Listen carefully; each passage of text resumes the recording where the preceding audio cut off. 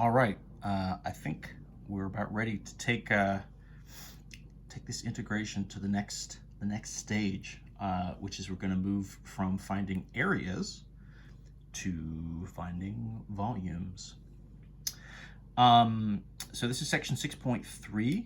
This is called volumes by slicing. I've never actually quite referred to that way. Usually what folks say is finding volumes via like disks and washers. And so we'll sort of obviously talk about what all that stuff means and sort of why those sort of names are used. To get into this, I want to talk a little bit conceptually about finding areas first. We didn't do in this sort of course, or at least this sort of like a series of videos, we didn't go into the details of the area setup. We sort of just jumped right to the fundamental theorem and sort of finding areas via integration. But in theory, right, so let's review the concept of the definite integral, an area under the curve. So like, gosh, all right, well, I guess we're already here. So the basic concept, right, is if I have some sort of function, let's say x squared, right, from 0 to 2, and I want to find the area under this curve, what I'm going to do is I'm going to do an integral, right, a definite integral with the boundaries, right,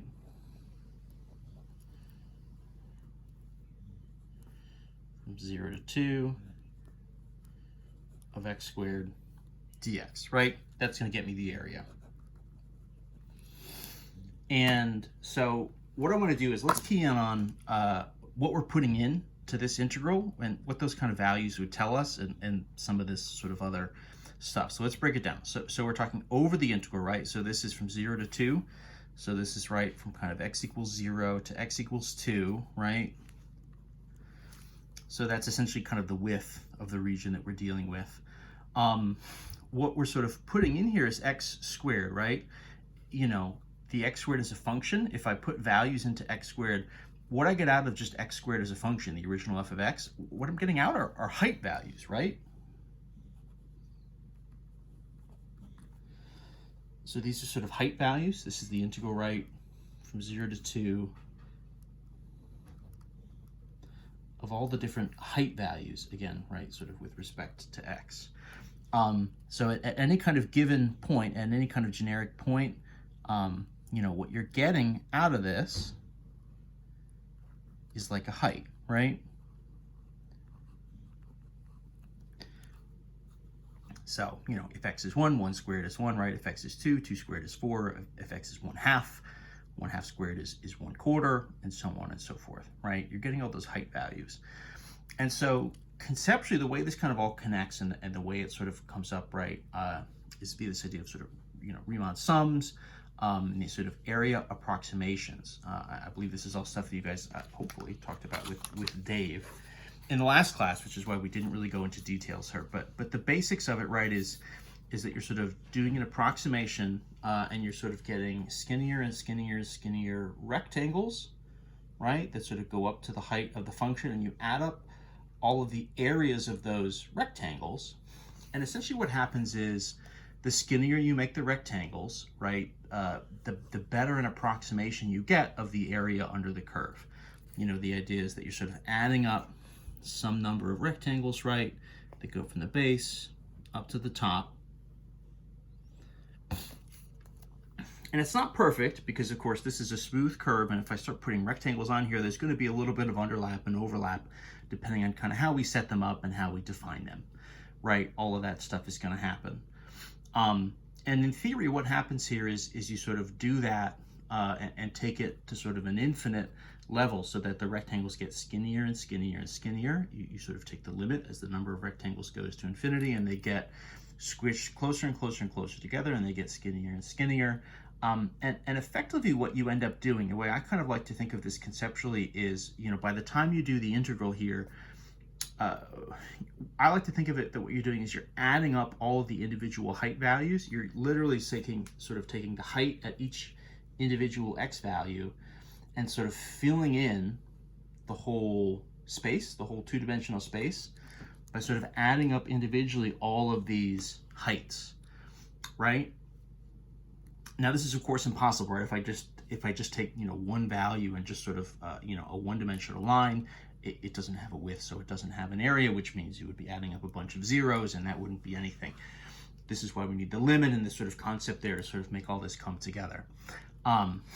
But conceptually, I kind of like to think of this as, right, these skinnier and skinnier and skinnier rectangles essentially just become these height values, and so you're adding up individually. If you could do this and sort of add up and fill in one at a time all of these height values, you'd fill in the whole area under the curve, and you would sort of find the area that way. So I kind of like to think of integration as this infinite adding process. You're adding up all these individual height values to sort of fill in the space and get the area. You know, almost like you're trying to like weave a rug or something, right? You're trying to sort of weave the two-dimensional rug via individual strings that you're kind of sending, you know, up and down, up and down, up and down, up and down, all across the space, right? You're sort of getting, you know, in this case, right, you're talking about getting all these individual things like this. You kind of get this shape, and you've sort of done all these individual heights to fill in this space and sort of get your area. So the integral is this kind of, you know, what it means in a definite integral over an interval. What it means is this sort of infinite adding. You're going to take whatever the value is you get in here from 0 to 2, and you're going to just infinitely add them up, and that's going to fill in all of the space on the interval, right? You're going to sort of fill in and get all these individual heights, and you fill in the whole space and you get your area. Now, that's all well and good. It also then sort of opens up a door for us where, what if we do an integral from a to b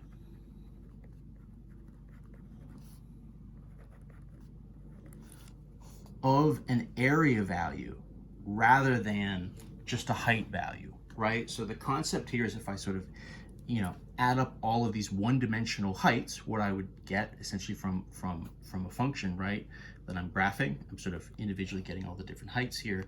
If I do this integral and I find the antiderivative, and through that I sort of get this filled in space, you know, what would happen if instead of having something that just represented a height, what if I have something that represents an area instead?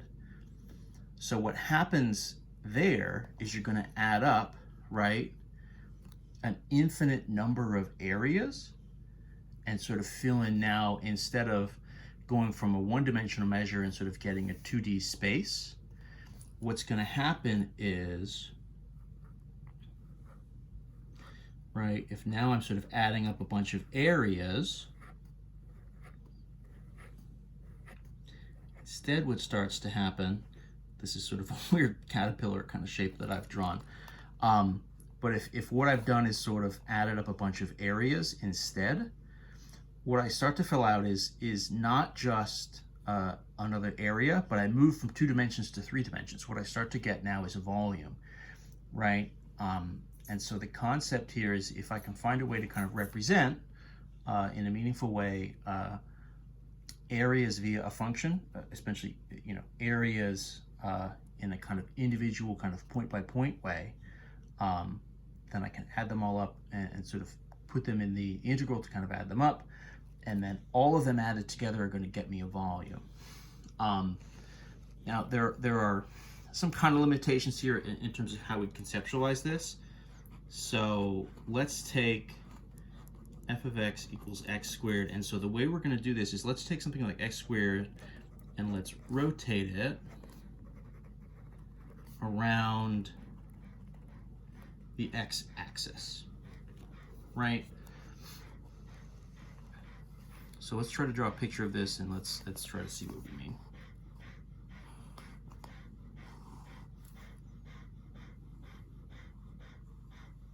And let's, same thing, right? We'll sort of go from 0 to 2, right?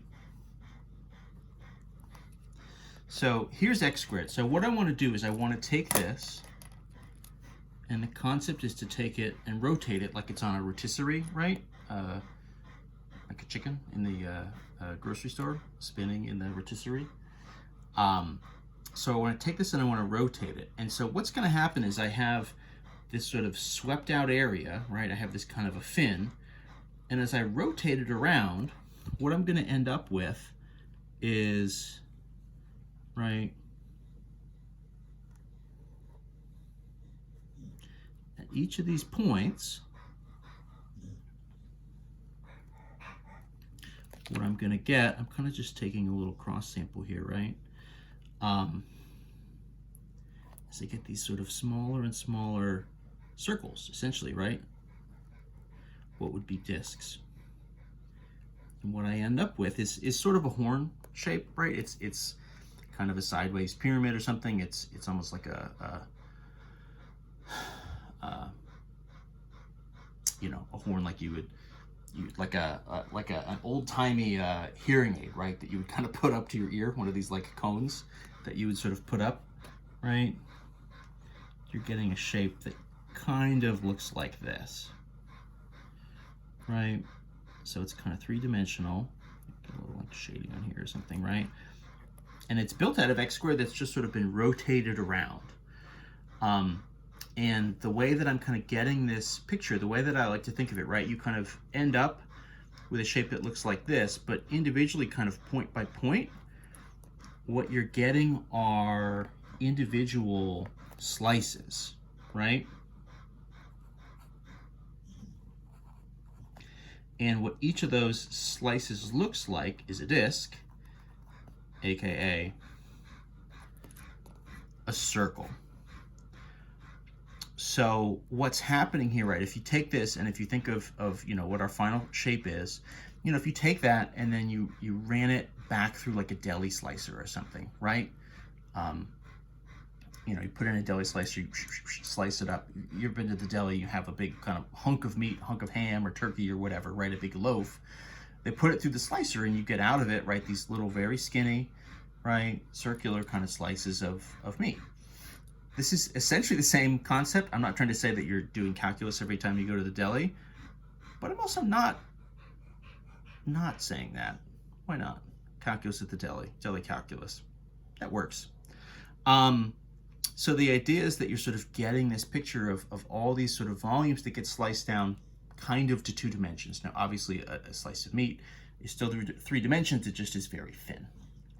But in theory, if you take all those deli slices and you can put them back together, well, then you'll have the loaf again, right? So conceptually, that's kind of the picture that you want to have in mind. You know, we have this sort of a shape. We've sort of rotated it around the axis to kind of get our 3-dimensional shape. And it's made of these individual deli slices. So we're conceptually thinking of all the individual slices. And we're sort of adding them together using integration to sort of get the volume. What comes out of here, right, is the area that we need, right? The area of a slice is, of course, a circle area, which is pi times r squared, right? So if I think of this, right, at any point, what's going to happen here is I'm going to get a radius. And in particular, what's happening here is the radius is going to equal the height of the function, right? If I kind of go back to the original here, I'm getting this x squared curve, and I'm doing all of these different slices, and the height values are syncing up with the radius values here. My picture is just a little jumbled for this drawing to actually sort of make a whole lot of sense. It's just kind of getting a little bit messy now. So the formula we're going to end up with is volume would sort of be from the interval a to b, it's going to be pi times r squared, right, with respect to x. But the radius here, right, is going to be based on the function value, right? It's going to be that f of x value. So for us in our example, the volume would be, right, 0 to 2 pi times x squared is the function squared with the dx on the end. We'll run through some examples, obviously, in the next video. This is all just setup, so we're going to dig a little deeper in part 2.